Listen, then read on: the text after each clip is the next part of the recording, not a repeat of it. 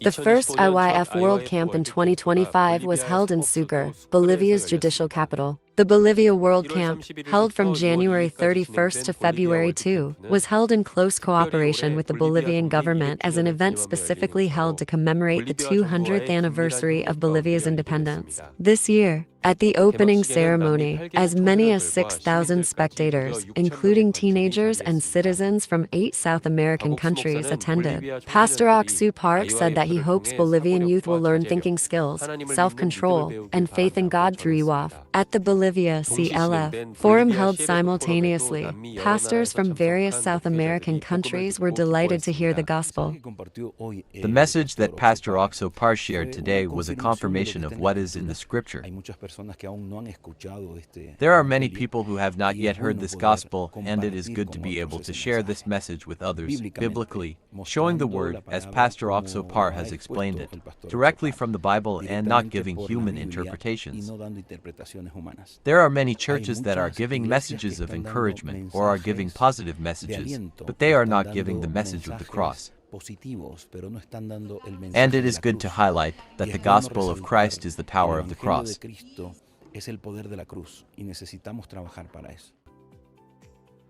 On the occasion of this World Camp, Governor Sikisaka, Vice President of Kukwizan National University of San Francisco Javier, and Acting President, Vice Dean of Economics of University of San Andres presented a plaque of appreciation to Pastor Oxapart.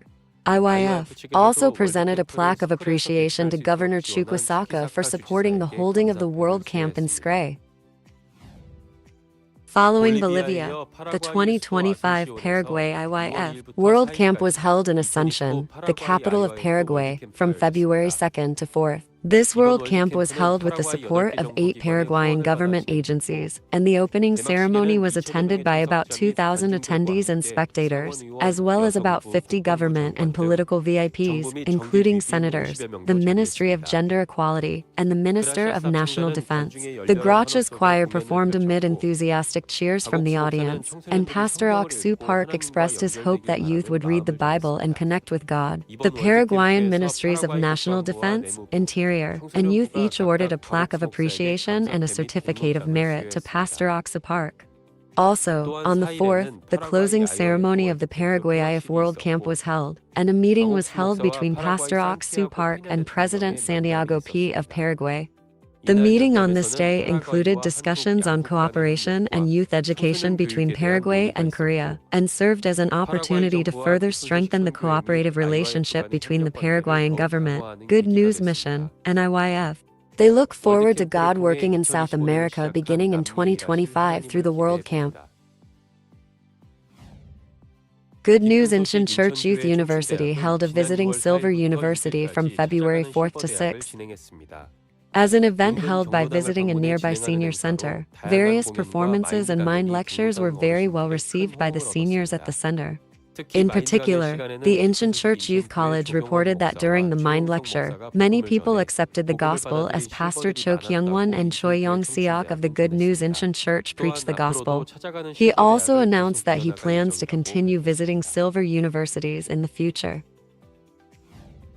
Good News Gwangmyeong Church Mind Team held a character etiquette camp for elementary school students on 6th. With about 80 elementary school students and parents, a recreation that demonstrated lifestyle habits and how to organize one's mind through recycling received a great response. During the mind lecture, there was an etiquette lecture titled Small Starts, Big Differences, and a separate parent education session was held on the importance of habits of moderation. The Mind Team said it will continue its relationship with elementary school students and parents through new and meaningful programs in 2025. Good News Gwangju Church held a Grand New Year's party on 2nd, inviting multicultural families under the title We Are All Together. It was an event for foreign workers, multicultural families, and international students who could not go to their hometowns for the Lunar New Year holiday. Some of the events included a talent contest, Korean traditional games experience, and World Food Experience booths. There was a congratulatory performance and remarks by Gwansan-gu Assemblyman Jang Jae-bon, Park Chang-sun, Vice President president of the Yekwang Hanam Community Association, and Pastor O Seong-gyun gave a mind lecture. It served as a venue for exchange with over 800 multicultural families and local residents from home and abroad.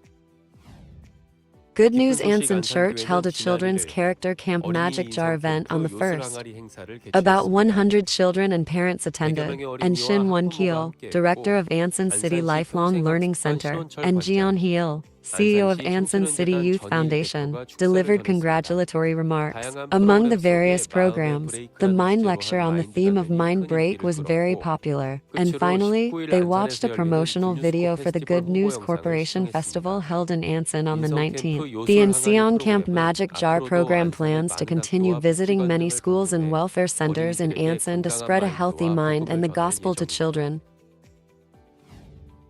A sports day event was held as sports competition for academy students and volunteer group students operated by the Ugandan IYF branch.